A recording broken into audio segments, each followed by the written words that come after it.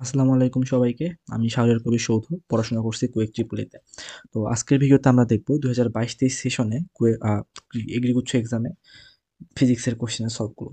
তো দেখো আমাদের প্রথম কোশ্চেনটা ভেক্টর থেকে। তো এখানে বলছে 2 টা ভেক্টরের লব্ধির মান দেয়া আছে। 2 টা কন্ডিশন আছে। যখন তাদের আলফা 2 টা ভেক্টরের মধ্যবর্তী কোণ 60 ডিগ্রি অথবা 120 ডিগ্রি। ঠিক আছে? আমরা নির্ণয় করতে হবে কি? আমাদের নির্ণয় করতে হবে বল দুইটি 90 ডিগ্রি কোণে যখন আলফার মান 90 ডিগ্রি তখন তাদের লব্ধি কত? তো আমরা তো জানি যে 2 টা ভেক্টর যদি পরস্পর সমকোণে থাকে তাহলে আর স্কোয়ার ইকুয়ালস টু কি লেখা যায়? P square plus q square. তাহলে আর সমান সমান কি লেখা যায়? আর সমান সমান লেখা যায় root over p square plus q square. তো আমাদের এই root over p square plus q square মান নির্ণয় করতে হবে। তো এখন দেখি আমাদের এখানে কি কি দেয়া আছে। তো আমরা তো 2 টা ভেক্টরের লব্ধির নির্ণয় সূত্রকে জানি। আর স্কোয়ার ইকুয়ালস টু কি হয়? P square plus q square plus twice p q cos alpha. ঠিক আছে? তো দেখো যখন আলফার মানটা 60 ডিগ্রি তখন কজ আলফা কত? কজ 60 মান কত? কজ 60 মান হচ্ছে হাফ। তো আমরা এখন মানগুলো বসাই।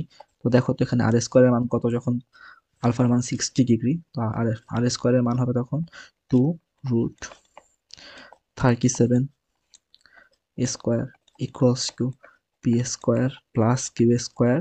তো দেখো এখানে কজ আলফার জন্য আমরা হাফ পাচ্ছি আর এখানে কিউ আছে। তো একবারে লেখা যায় পি কিউ। ঠিক আছে? তো এখান থেকে কি দেখা যায়?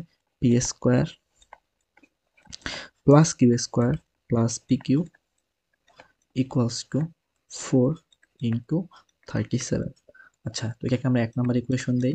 এবার দেখি আমাদের 2 নম্বর শর্তে কি বলছে, যখন আলফার মান 120 ডিগ্রি তখন কস 120 এর মান কত বলো দেখি? কস 120 এর মান হচ্ছে মাইনাস হাফ। তাই তো? তাহলে আমরা এখানে মানগুলো বসাই। তো এই কন্ডিশনে আর স্কোয়ারের মান কত? এই কন্ডিশনে আর স্কোয়ারের মান হবে 2 root 13 whole square equals to p square plus q square. তো এখানে দেখো সূত্রে কি আছে? 2 পি কিউ, আর এখানে আলফার জন্য কত পাইছি? Minus half. তাহলে এখানে কি হবে আসলে? এখানে হবে হচ্ছে মাইনাস পি কিউ। এটা হচ্ছে আমাদের 2 নাম্বার কন্ডিশন, 2 নাম্বার ইকুয়েশন। ঠিক আছে? আমরা কি করি? আমরা এবার 1 আর 2 যোগ করতে পারি। তো 1 আর 2 যোগ করলে দেখো কি হয়? পিকিউ পিকিউ বাদ চলে যায়। পিকিউ আর মাইনাস পিকিউ। তাহলে এখানে থাকে হচ্ছে 2 p square plus 2 q square equals to 4 common নিলে কি থাকে? তো এখানে আসলে হয় কি? দেখো তো এখানে কি থাকে? এখানে থাকতো হচ্ছে 4 ইন্টু 13। তাই তো? তাহলে এখানে 4 যদি আমরা কমন নিই তাহলে এখানে কি থাকে? 37 প্লাস 13।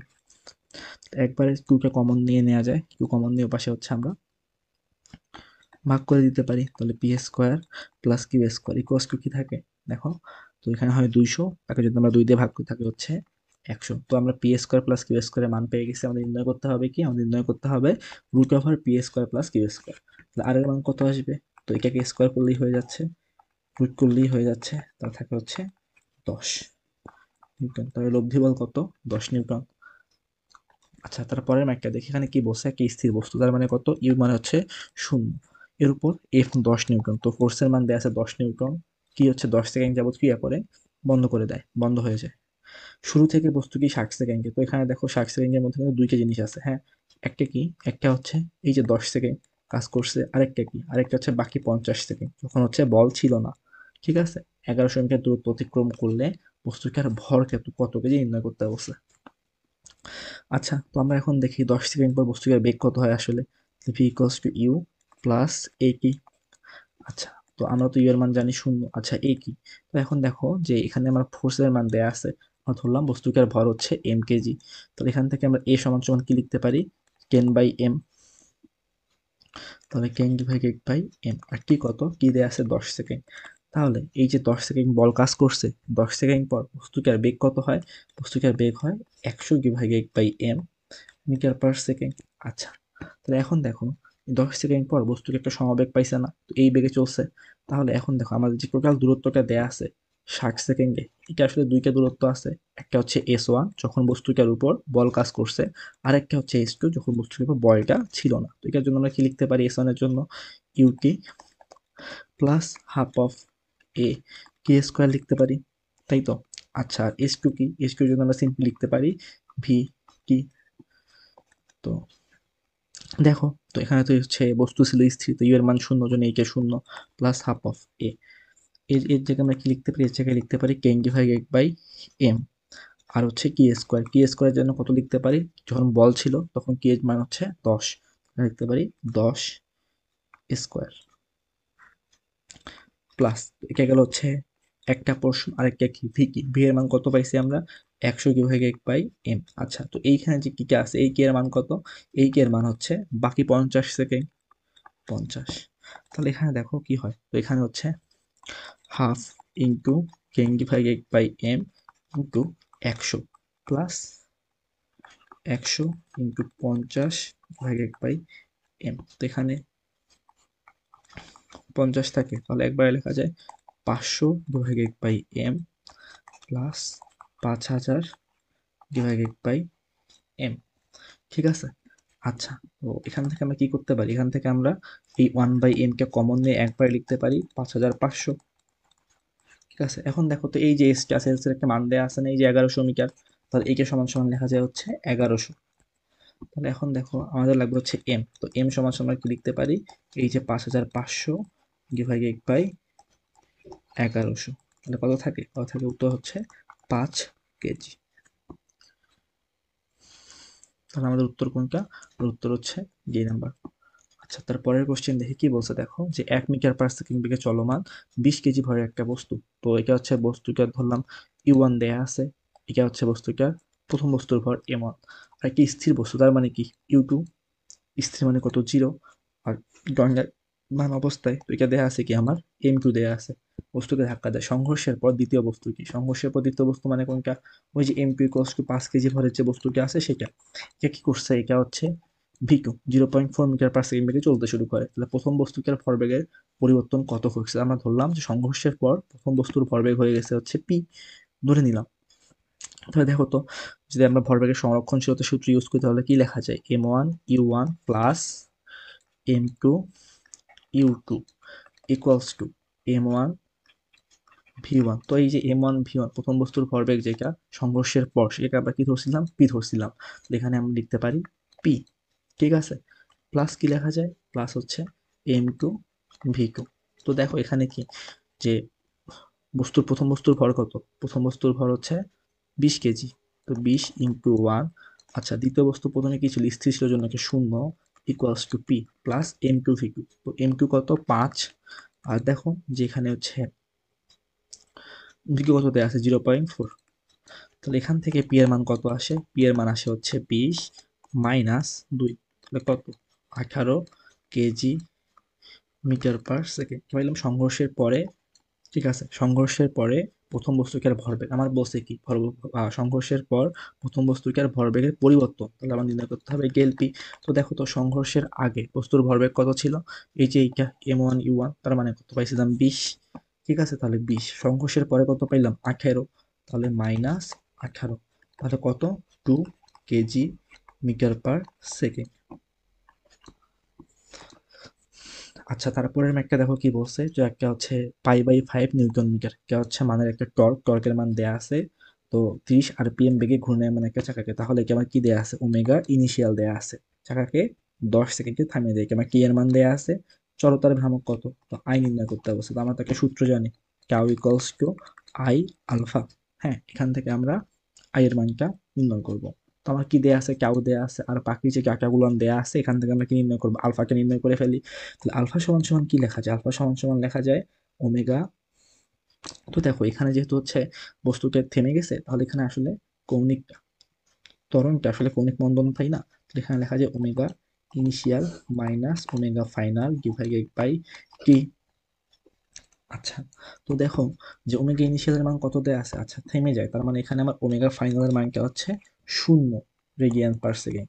তো আমার দেখো এখানে যে ওমেগা ইনিশিয়ালটা দেয়া আছে সেটা হচ্ছে আরপিএম এ দেয়া আছে, তো আমাদের প্রথম কাজ হবে এই ওমেগা ইনিশিয়ালটা আরপিএম থেকে রেডিয়ান পার সেকেন্ডে নিয়ে যাওয়া। তো আমি তো সূত্র জানি twice by n divided by t, তাহলে টোয়াইস বাই এন এর মান কত দেখো 30 আরপিএম, তাহলে 30, আর টি কত, যে আরপিএম মানে কি পার মিনিটে না, তাহলে এখানে কি এর মান হচ্ছে 60, তাহলে কত থাকে, তাহলে হচ্ছে টু আর টু বার, তাহলে থাকে হচ্ছে π রেডিয়ান পার সেকেন্ড। তাহলে ওমেগা ইনিশিয়াল মান আমরা পেয়ে গেছি, তো কত সেটা পাই। ওমেগা ফাইনাল কত, শূন্য। কি এর মান কত, 10। আলফার মান পেয়ে গেছি কত, পাই/10। তো এখন দেখো আমাদের নির্ণয় করতে হবে কি আই সমান সমান কি লেখা যায়, কাউ ডিভাইডেড বাই আলফা। তো কাউ এর মান কত, কাউ এর মান হচ্ছে পাই/5। এটা কত পাইলাম আমরা, এটা পাইলাম হচ্ছে পাই/10। তো এখান থেকে লেখা যায় যে 2। তাহলে জড়তার ভ্রামক কত, kg metre square, 2 kg metre square. আচ্ছা, তারপরের ম্যাথটা দেখি কি বলছে, যে 5 কেজি ভরের একটা বস্তু, তো বস্তুটা ভূমিতে ছিল, এখান থেকে একটা বেগে ছোড়া হয়েছে, ঠিক আছে, আমরা বললাম ইউ বেগে ছোড়া হয়েছে। ছোড়ার পর যখন বস্তুকে 20 মিটার, মনে করো এই উচ্চতা আছে, এই উচ্চতাকে ভূমি থেকে 20 মিটার উচ্চতা, এখানে যখন উঠছে বস্তুটা, তখন বস্তুটার গতিশক্তি, হ্যাঁ, তো এইখানে যে গতিশক্তিটা আছে সেটা কত দেয়া আছে, 20 জুল। তো ছোড়ার মুহূর্তে বস্তুটার ভরবেগ কত, তো এই যখন এইখানে বস্তুটা ছিল, তো এইখানে বস্তুটার ভর তো জানি আমরা 5 কেজি। তো আমাদের ভরবেগ মানে কি, এম ভি। তো আমার এই ভি এর মানটা, তো এখানে তো আমি বস্তু ছুড়ছি ইউ বেগে, ইউ এর মানটা নির্ণয় করলেই এম ইউ গুণ করলেই আমরা হচ্ছে ছোড়ার মুহূর্তে ভরবেগ পি পেয়ে যাব। ঠিক আছে, তো এখন দেখো বস্তুটা যেই 20, যখন 20 মিটার উচ্চতায় আছে তখন তার গতিশক্তি দেয়া আছে 20 জুল, তাই তো। তো বলো যে এখানে যে বস্তুটা আছে এই এই উচ্চতায়, ধরো নাকি আমাদের এ বিন্দু, এই বিন্দুতে যখন বস্তুটা আসছে ভূমি থেকে 20 মিটার উচ্চতায়, তখন এখানে তার একই সাথে গতিশক্তিও আছে এবং বিভব শক্তিও আছে, তাই তো। আচ্ছা, তাহলে এই যে গতিশক্তি আর বিভব শক্তি, শক্তির সংরক্ষণশীলতা থেকে আমরা পাই যে ভূমি থেকে যখন ছোড়া হয়েছে তখন মোট শক্তির পরিমাণ, আর এই 20 মিটার উচ্চতায় যখন বস্তুটা আছে তখন মোট শক্তির পরিমাণ সমান। তো 20 মিটার উচ্চতায় বস্তুটার মোট শক্তি কি কি আছে, গতিশক্তি ও বিভব শক্তি। আর বস্তুটা যখন ভূমি থেকে ছোড়া হয় তখন বস্তুটার মধ্যে শুধু কি আছে, শুধুমাত্র আছে হচ্ছে গতিশক্তি। তো 20 মিটার উচ্চতার জন্য আমরা কি লিখতে পারি, এম জি এইচ প্লাস ইকের মান দেয়া আছে 20, এখান থেকে লিখতে পারি half of m u square. আচ্ছা, তো এম এর মান কত দেয়া আছে, 5। জি এর মান কত, 9.8। এইচ এর মান কত, 20। তো এটা হচ্ছে আমরা পাইলাম বিভব শক্তির জন্য, প্লাস কত, কি এখানে থাকে হচ্ছে half of m u square.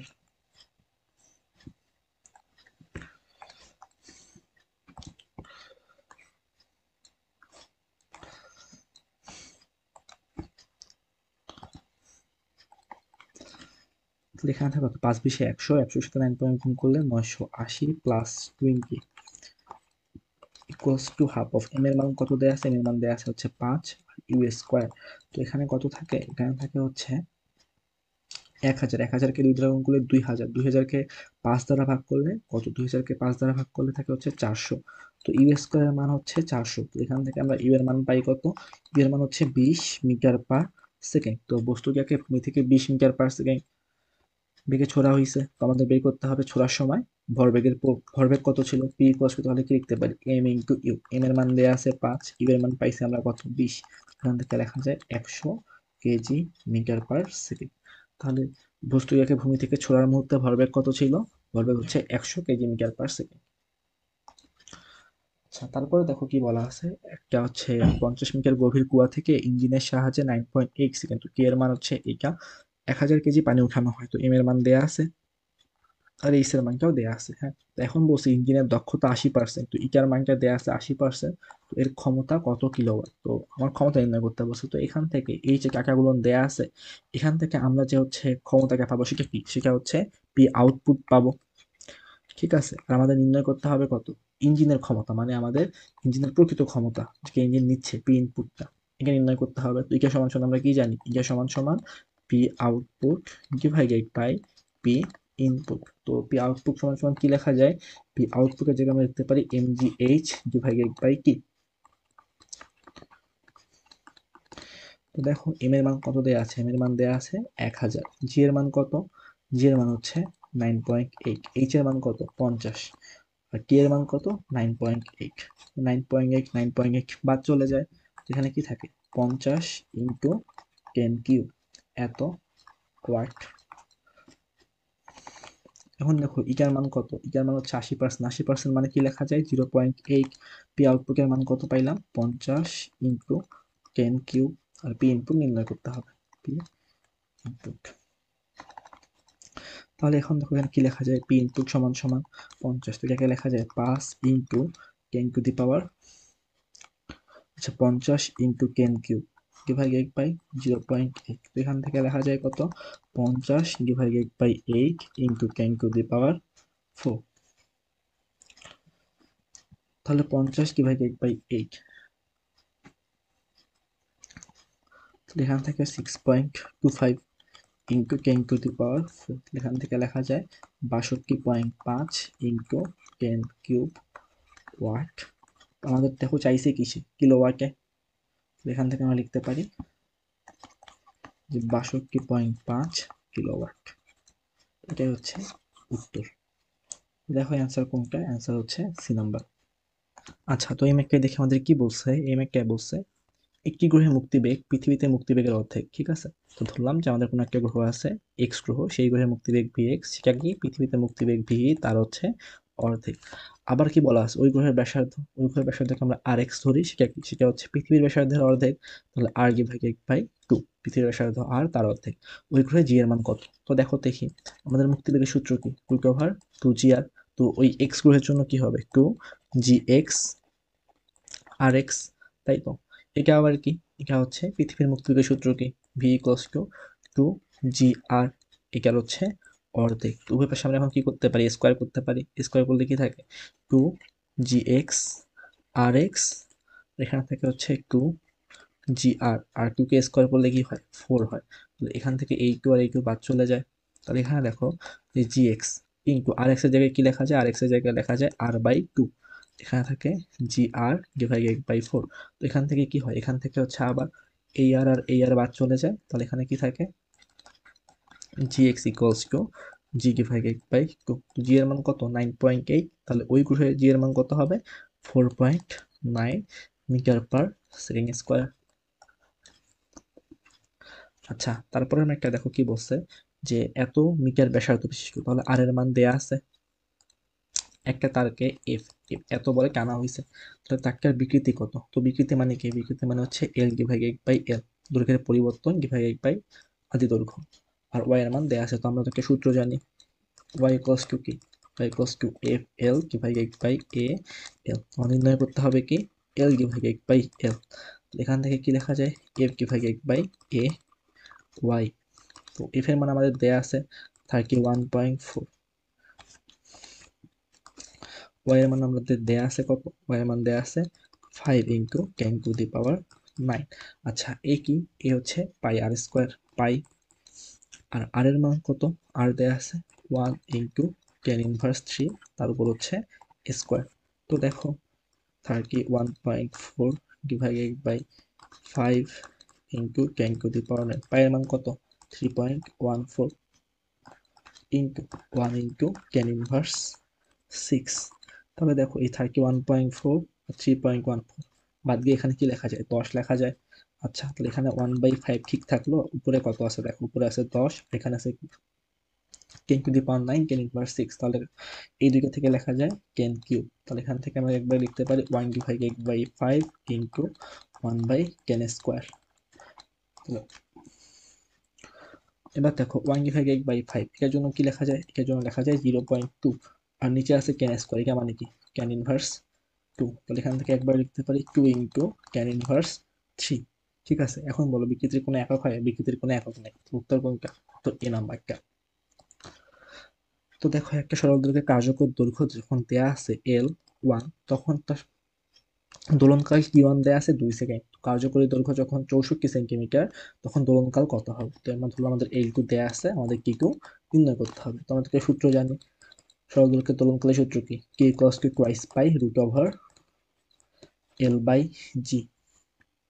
এখান থেকে আমরা লিখতে পারি T সমানুপাতিক রুট ওভার L, তাহলে T2 divided by T1 equals to root over L2 divided by L1।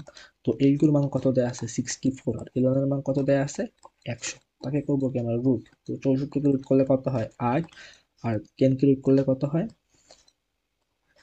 Sorry 100 K root করলে কত হয় 10। তো দেখো কি কি নির্ণয় করতে হবে, Q1 এর মান দেয়া আছে 2, তাহলে 8 ডিভাইডেড বাই 10 ইন্টু 2, তাহলে 8 ডিভাইডেড বাই 5। তো 8 ডিভাইডেড বাই 5 মানে কত, 1.6। তারপর বলছে কি, একটা ত্রুটিপূর্ণ দাগাঙ্কিত থার্মোমিটার স্বাভাবিক চাপে গলিত বরফে 5 ডিগ্রি। তো কুকিরপূর্ণ যে থার্মোমিটারটা আছে সেটা হচ্ছে বরফ বিন্দুর তাপমাত্রা কত, 5 ডিগ্রি। আর ফুটন্ত বিন্দুর তাপমাত্রা কত, 95 ডিগ্রি। তো কত ডিগ্রি সেলসিয়াস তাপমাত্রা ধরলাম আমরা, কি ডিগ্রি সেলসিয়াস তাপমাত্রা সঠিক পাঠ দেয়। তো সেলসিয়াস স্কেলের জন্য কি হবে, কি ডিগ্রি সেলসিয়াস তাপমাত্রায় কি মাইনাস নিম্ন স্থিরবিন্দু কত, 0 বা বরফ বিন্দু যেটা সঠিক থার্মোমিটারের জন্য বিভাগ 1/, ঊর্ধ্ব স্থিরবিন্দু বা বাষ্পবিন্দু কোনটা, 100 মাইনাস 0, এটা ইকুয়ালস টু আমাদের এই যে ত্রুটিপূর্ণ থার্মোমিটার আছে সেটার জন্য হিসাব করি আমরা,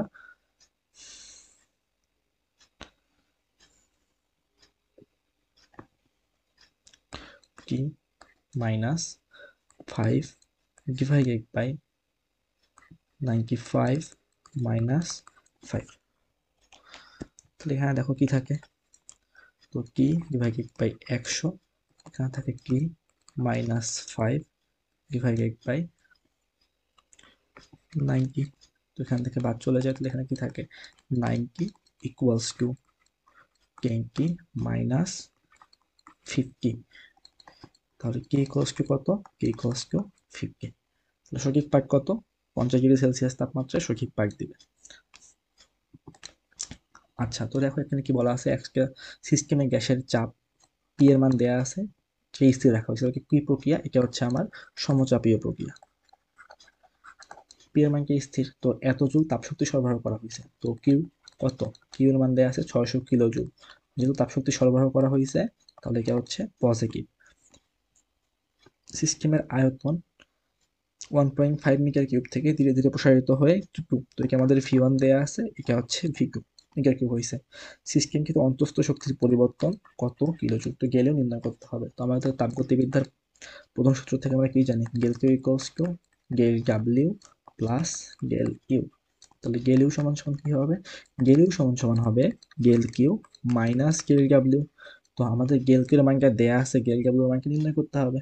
তো গেল ডাব্লিউ সমান সমান আমরা কি জানি, সমচাপ প্রক্রিয়ায় পি গেল ভি। ঠিক আছে, তো পি এর মান দেখো দেয়া আছে 1 ইন্টু 10 টু দি পাওয়ার 5, গেল ভি কি দেয়া আছে, আয়তন প্রসারিত হয়েছে, তাহলে 2 মাইনাস 1.5, এখান থেকে কত পাই, 0.5 ইন্টু 10 টু দি পাওয়ার 5 এত জুল, অথবা 0.5 100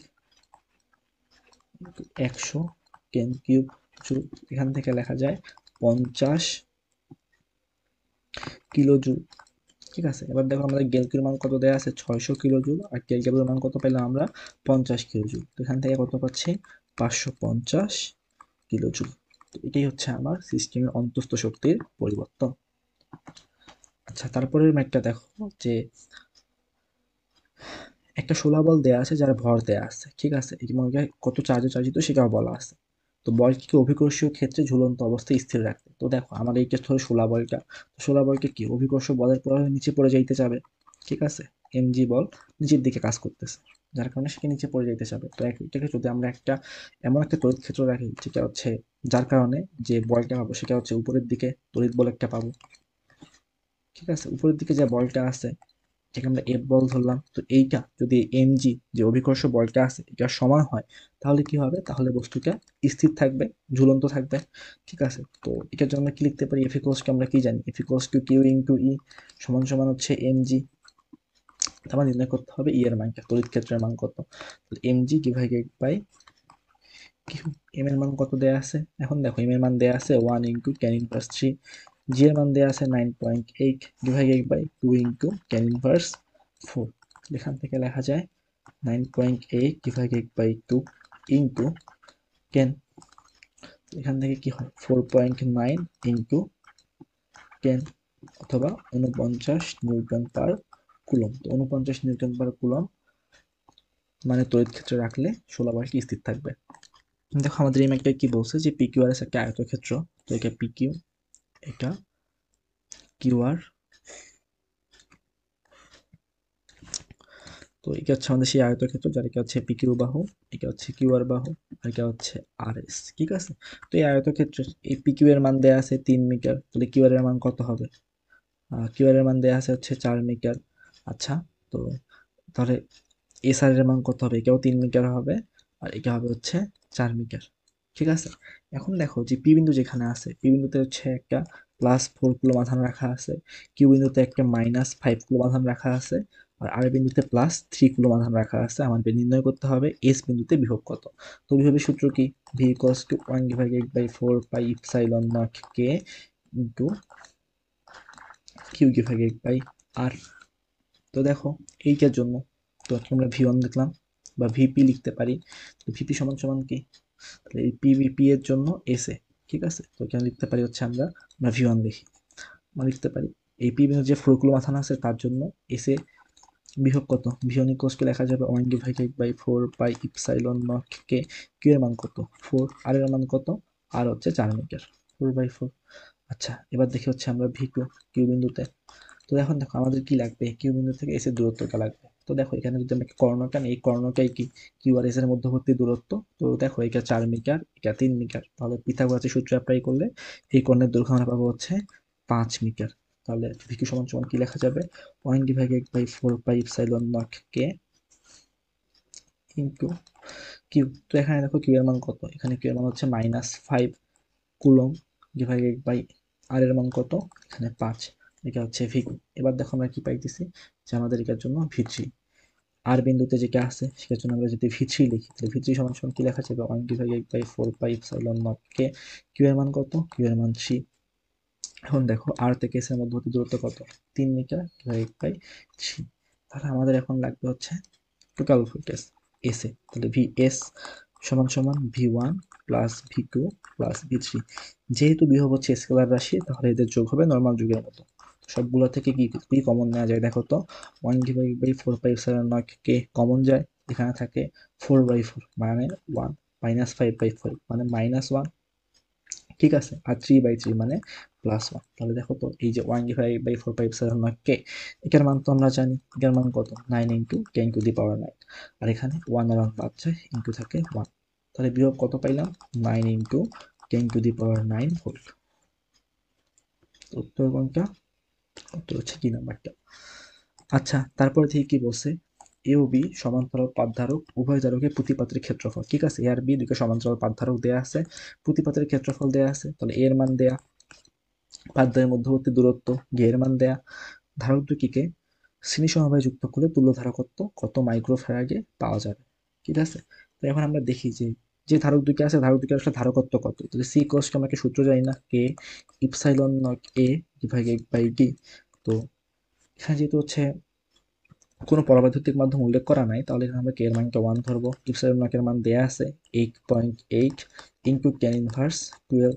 আচ্ছা, এর মান কত দেয়া আছে? এর মান দেয়া আছে 1.5। আবার গি এর মান কত দেয়া আছে? গি এর মান দেয়া আছে 0.0।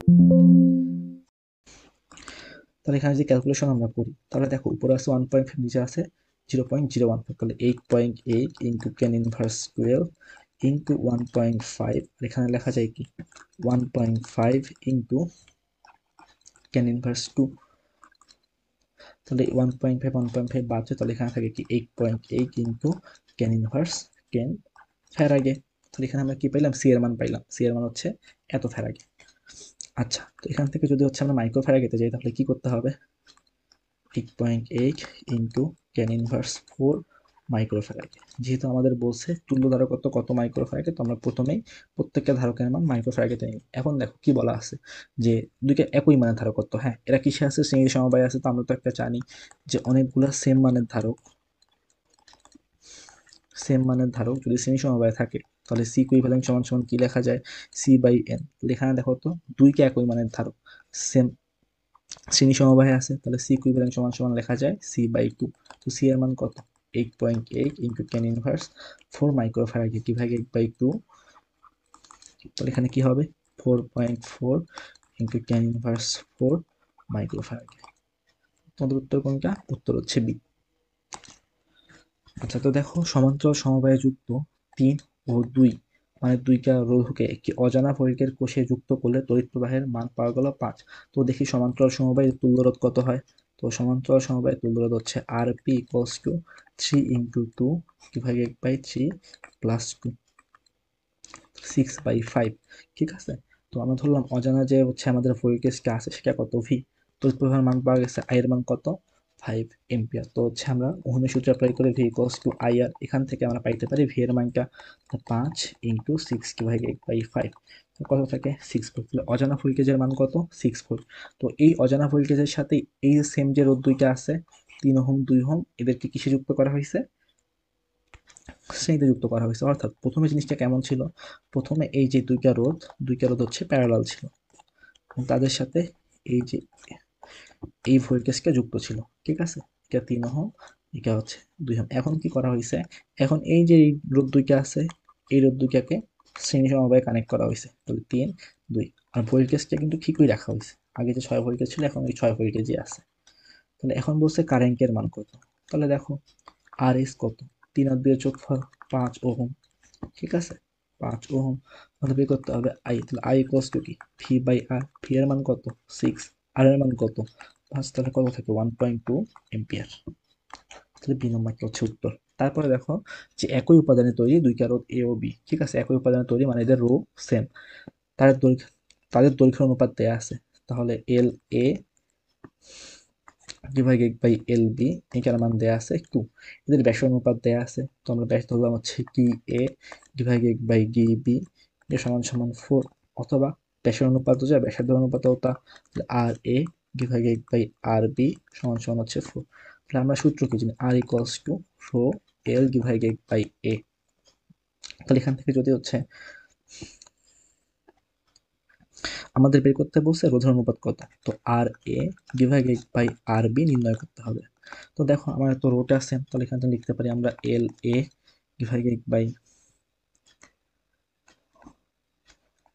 এ, এ প্রথমটার ক্ষেত্রফল divided by l b a of b, ঠিক আছে। তো এখান থেকে l a divided by l b আর ইনটু তাদের ক্ষেত্রফলের অনুপাত a a sorry a b divided by a a, a b divided by a a. তো দেখো এল এ বাই এল বি অনুপাত আমরা জানি 2, ঠিক আছে, আর এ সমান সমান কি লেখা যায় pi into r a square divided by pi into r b square. তো পাই পাই তো বাদ চলে যায়, তাহলে এখানে কি থাকে 2 into r a divided by R b whole square, 2 into r a by R b এর মান কত দেওয়া আছে 4, 4 এর উপর স্কোয়ার, তাহলে কত থাকে 2 ইন্টু 16 মানে 32। তাহলে দেখো আর এ বাই আর বির মান কত 32:1,